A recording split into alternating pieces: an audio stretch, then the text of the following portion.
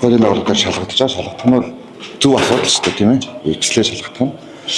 Нэгдүгээрт нь бол оюутлогоос 20 сая доллар авсан гэсэн байгаа тийм ээ. За энэ дээр тайлбар өгсөн. За $1 авсан бол би хариулт хэлэн байна. Гэж энийг шалгагдаж байгаа гэж ойлгож байгаа. За хоёр дахь нь бол харбины одоо гэрээтэй холбоотой бас юм асуудлууд байна гэж байгаа. Тэгээд засгийн газрын хоорондын гэрээ тэгээд үүнийг шалгаж бас болноо гэж би байр суурь илэрхийлсэн байж байгаа. Тайлбарч өгсөн байж байгаа. За гурав дахь нь газар зарцсан гэдэг.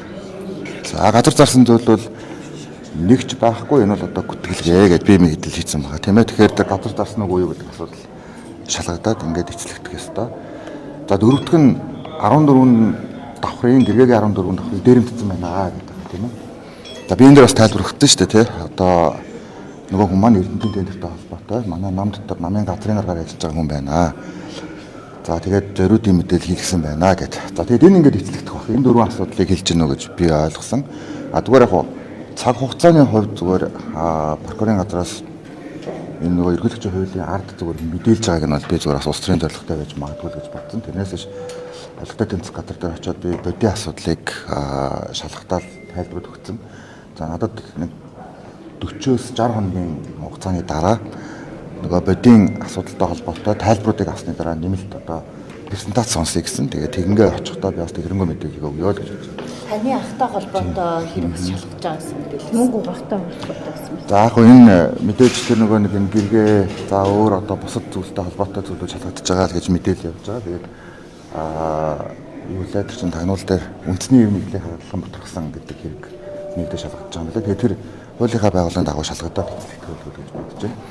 За өөр зүйл нь юу туулын хортны зам за ерөнхий сайд улсрын шийдвэр гэх юм гаргаад зогсоож явах шиг байна. Яг хүмүүс одоо хоёр талцаа энэ дээр гаргаад байна. Нэг юм. Таны засгийн газар дээр юун дээр хэрэгжиж эхэлж ийсэн одоо тэзүүн батлагдаад явж исэн шүү дээ. Тэгэхээр ингээд нэг юм засгийн газрын хоорондын уялдаа холбоогүй байдал гэх юм уу нэгэн дээр нь эхлүүлээд мөнгө гаргачихсан байдаг. Нөгөө засгийн газар зогсоодог байдаг. За одоо тэгээд хэдүүлээ нөгөө би хэдүүлээ ингээд нөгөө том агуулгаараа дүгнэхэн зүйтэй болоо л гэж би хэлээд байгаа шүү дээ. Ер нь ингээд яг хэвлэл мэдээлэлнээс өсгөд би үл хийхдээ юм зарчмын байр суурь илэрхийлээд байгаа. Одоо ч сая хуулийн дээр гэсэн тийм ээ. Энэ ингээд нэг юм хагас парламент хагас ерөнхийлөгчийн тогтолцоотой болчиход байна. Энэ хуу хүний асуудал биш ээ. Энийг хэдүүлээ агуулгаар нь олж харуул дараадаа хэрэгтэй л гэж байгаа. За энэ төсөлтэй холбоотой би байр суурь илэрхийлээ. Энэ бол хамтарсан засаг хамтраагүй засгийн газрын ялгаатай байдал ингэж харагдаж байгаамаа. За энэ гашуун сухад ганц мод ч гэсэн энэ чинь ингээд дангаараа явжгаад би энийг ингэж ус төржүүлээд ягаад гэвэл нөгөө ирэх барьж байгаа нам нь илүү амжилттай юм шиг болчихлоор нөгөө сөрөг хүчин нь сонгуульд нөлөөлнө гэж төгсдөг. За ингээд л нэг асуудал гаргаж ирдэг тийм ээ. Ингээл ийм байдлаар л одоо бид нар ингээд яваад энэ нэг сүүлийн одоо 15 20 жилийн хугацаанд чинь дандаа л төслөө ингэж татан унагсан шүү дээ ер нь. Туулын ордны зам чинь бол одоо 2013 оны арчсан намын ирэх барьж байгаа үеийн төсөл шүү дээ. Манай засгийн газар хамтраад юу хийсэн бэ гэхээр бид нар хагасаа өдөр бүх намын дарга нарыг иймч зүйл болох болов гэж бодоод л уулздагсан. Тэгээд мэдээллийнхаа дөрөвнүүдийг гаргаад, тэзүүгээ гаргаад, байгаль орчны яамныхныг тухайн үед одоо оруулж ирж ярилцаад тэгээд ингээд ихэлсэн зүйл. Хамтарсан засаг хэвээрээ явж байсан бол ийм зүйл болохгүй туулын ордны зам баригдчих байсан. Хамтарсан засгийн газар биш болсон учраас л ийм асуудлууд одоо ингээд болж байгаа. За энэ харбины гэрээгээд байгаа асуудал ч гэсэн эн чинь парламент бөөнөрөө хэлцээд их хурлын даргын өрөөнд хэдэн ч удаа яриад за тэгээд ингээд арчсан намын сайд нар нь оролцоо хийсэн зүйл шүү дээ. За ингээд салцчихлаар яах вэ гэхээр дахиад энэ төслүүд нь одоо явахгүй байж байгаа. За ингээд яг өнгөрсөн хугацаанд оюутлогын төсөл байсан. Энэ юу байсан бэ? Хамтарсан засгийн газар байсан тийм ээ. За дараа нь одоо бүүн улс төрөлцөн ийм дам засгийн газрууд байгуулагдаж байсан. Одоо улс төрний хөгжилтэй гэхдээ улс орны хувьд бол их харамсалтай хэмжээлүүд болж өнгөрсөн. За энэ алдааг ковидын үед бидний хувьд маш сайн одоо олж харж ирсэн учраас энэ холимог тогтолцоо руу орсон. За ингээд одоо 5 намтай хамтраад улс төрчил багтаа асуудлуудаа хурдан шийдээд явъя л гэдэг ийм зүйлийн дагуу хийгдсэн. Тэгээ парламент конвоктчод одоо дараа нэг хамтарсан засгийн газар биш болчихгоод тухайн үед конвоктчсэн хүмүүс маань хүртэл одоо энэ асуудлыг цуцлын үдэргээд явж байгаа ийм зүйл бол бид нар зүгээр улс төрийн дүүл хийх энэ нь ерөөсөө нэг хамтарсан хамтраагүй засгийн газар ялгаад тийм учраас зүгээр цаашдаа хамтарчлаар бас ингээд шүүмжлээд идэг шүү дээ. Тийм ээ тэгэхээр ч зүг. За ингээд Энийг одоо бид нар ингээд цаашдаа төлөвлөж бодох хэрэгтэй. Хамтруул эдийн засаг сайн байна. Төслүүд явнаа. Тийм ээ. За гэхдээ хамтрахлаар одоо бас ингээд бүх намууд хамтарчлаа сөрөг хүчин байхгүй болоод байна гэдэг шүүмжлэл бас гарнаа. За ингээд хамтрахгүй явчихаар яг хөглөр хоорондоо хэрэлдээд хамаг ямаа татаж унгаагаад муу сайн гэдэг ийм дүрмээр ингээд яваад байдаг тийм. Ийм л зүйл байгаа. Зүгээр яг би учир ерөнхий сайдын байр суурийг би яг нэг танхимд нь байгаагүй учраас сонсоогүй магадгүй зүр говьлсан байж магадгүй хуулийн хяналтын байгууллага эцлээд эргэлзээгээ тайлаад явуулаа гэсэн өнцгөөс ярьсан болов уу гэж бодож байна. Тэрнээс биш популистууд юм уу ямар нэгэн байдлаар одоо улс төрчид за өөр одоо санаа зорилготой их хурлын гишүүд за ерөнхий нийгмийн байгууллагууд төсөл гацаахыг бол ойлгоно. Монгол улсын ерөнхий сайд өөрөө төслөө одоо ингээд гацаадаг байвал энэ чинь Монгол улсад юу ч өршлөхгүй шүү дээ. Ягаад гэвэл гүйцэтгэх засаглалч нь өөрөө гал авах зорилготой. Ерөнхий сайд чинь өөрөө ерөнхий мишок байх зорилготой. Байнга нүдүүлсэн гал дундуур л одоо явж юмнуудаа өргөжлүүлдэг ийм түүхтэй. Тэгээд гай гавья хоёроо өөрөө түүхээр үнэлүүлдэг юм л ажил шүү дээ. Тийм учраас зөрөгтэй байгаарай л гэж би. Улс хурлын нэгэн чуулганд туулын хурдны зам биш туулын 1-р тойрог зам гэж танилцуулсан гэж амар гишүүн бол яг ингээ эргэж харахад бол туулын хурдны замыг танилцуулж батлуулаагүй 1-р тойрог зам гэж батлуулсан. Үгүй ээ тэр чинь батлагдсан байх. Одоо ингэ чи байгаа. Туулын хурдны зам за тэгээд туулын хурдны замтайгаа холбогдох 2 тойрог зам баггүй. Энийг одоо зөндөөл ярьжсэн та маань ингээд нөгөө биднэрт нэг юм нөгөө факт чек хийхгүй байгаа нэг юм зовлон гарч ирээд байгаа юм. Уг нь бол энийг ингээд тоогоор нь тухайн үед ярилцсан зүйлүүдийг яриул бид нар хагас өдөр бүхэн энийг бүр зам замаар нь ярьсан. Зам замаар нь ярихдаа яг хөглөөр тухайн үед одоо Батүл даргаас ахуулаад бүх хотын дарга нарыг одоо би урьжсэн. Бүх намын дарга нарыг урьжсэн. Яагаад яг ийм юм болно гэж мэдээд энэ төсөл гацчихгүй гэж бодоод тухайн үед нэг адилхан байр суурьтай болгожсэн. Баггүй тэгээд тэрний ч бас үр дүнд өнөөдөр би улс төрийн одоо намын дарга нар бол одоо энэ дээр бас бүгдээрээ энэ төсөл явах зүйтэй. Гэхдээ эргэлзээгээ тайлаад явах зүйтэй байдлаар харж байна л гэж энэ бодийн ачаалтыг төр хороо явуулах шаардлагатай ингээд зарим нэг санаачлаг нэр бүхий одоо гишүүдээс гарсан 32 гишүүний мэдээж одоо гарын үсэг бүрдэж хийх ёстой. Та энэ дээр тухайлан ямар байр суурьтай вэ? За бодийн асуудал дээр яг ийм нэг зүйл байгаа. Зүгээр хэдүүл одоо ажиглая.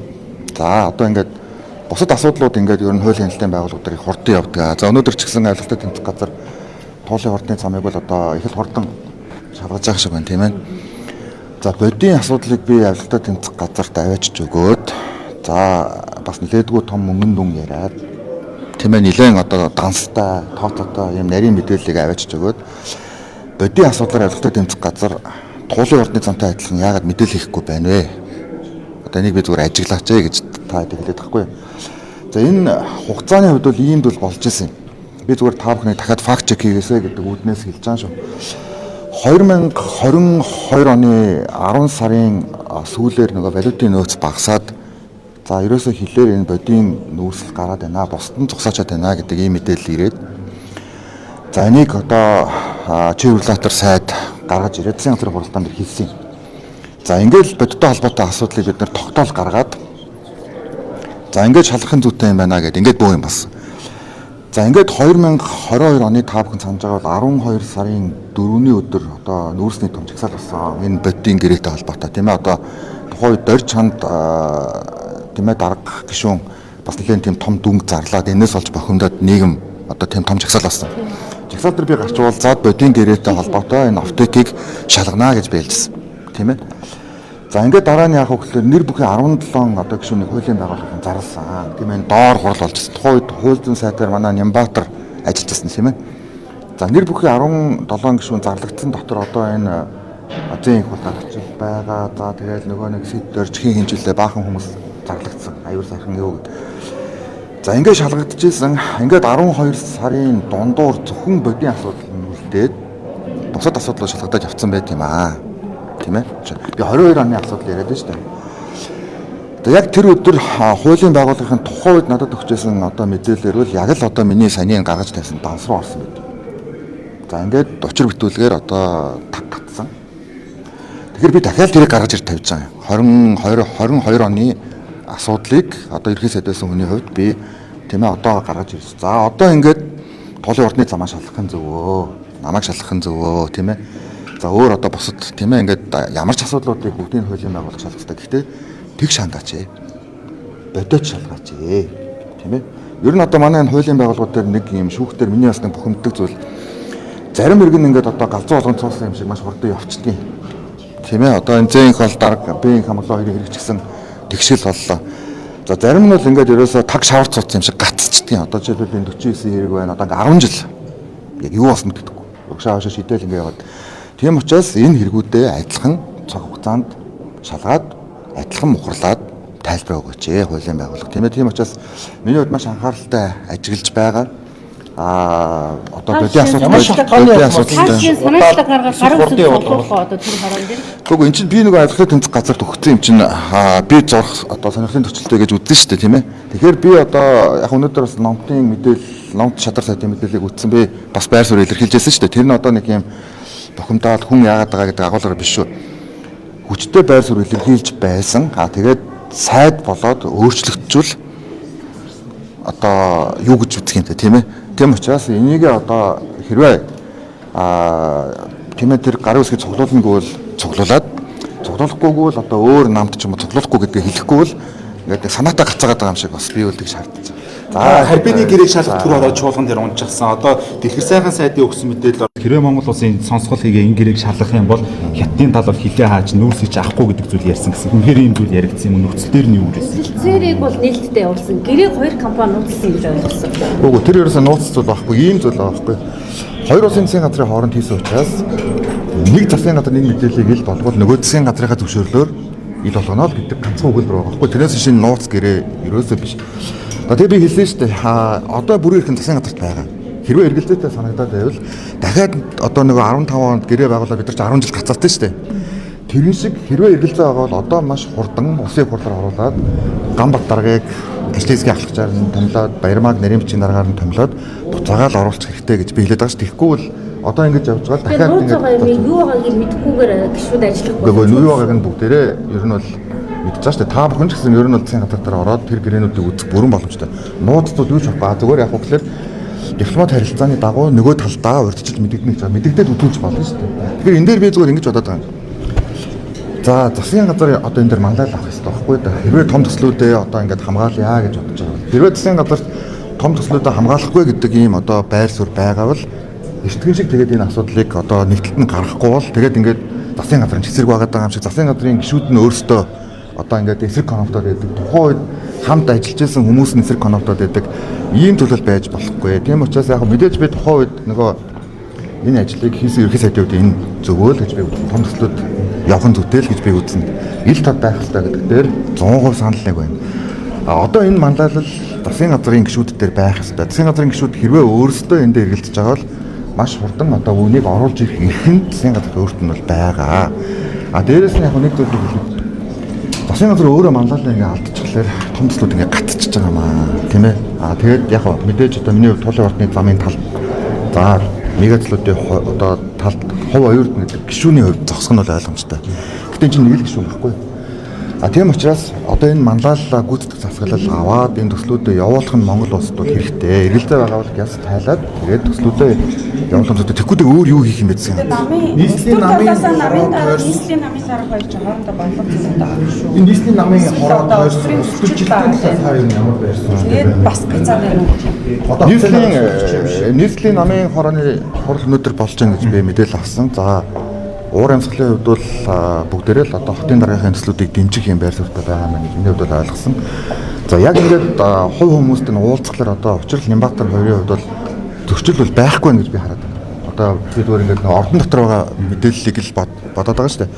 Зүгээр цахим орчинд хэвлэл мэдээллийн салбарт магадгүй дэмжигчдийн нь одоо тийм ээ одоо нэг үндсэн бэйс дээр үл ийм зөрчлүүд бол байна тийм ээ. Энэ ийм асуудлууд бол байна. Тийм учраас намын дарга хотын дарга хоёр үлдчихэж байгаа хугацаанд би мөрийн хөтөлбөр хэрэгжүүлээсэй л гэж бодож байна. Тэр нэг хилээ нүүрс авахгүй гэдэг үнэхээр яригдсан. Энэ яг хятадын засгийн газрын аль биесний байр суурь мөн дэлгэр сайхан хэлээд яриад. За мэдээж дэлгэр сайхан сайд олон юм уулзалтууд хийгдсэн байгаа. За хамгийн сүүл бид нар яг одоо энэ гашуун сугаатын гэрээг хийгээд би яг огцрохын өмнөх 7 хоногт бид нар ганц мод тал руу гараад тухайн одоо нүүрсний экспортын бүх компаниудтай илэн талангүй уулзалт хийсэн юм.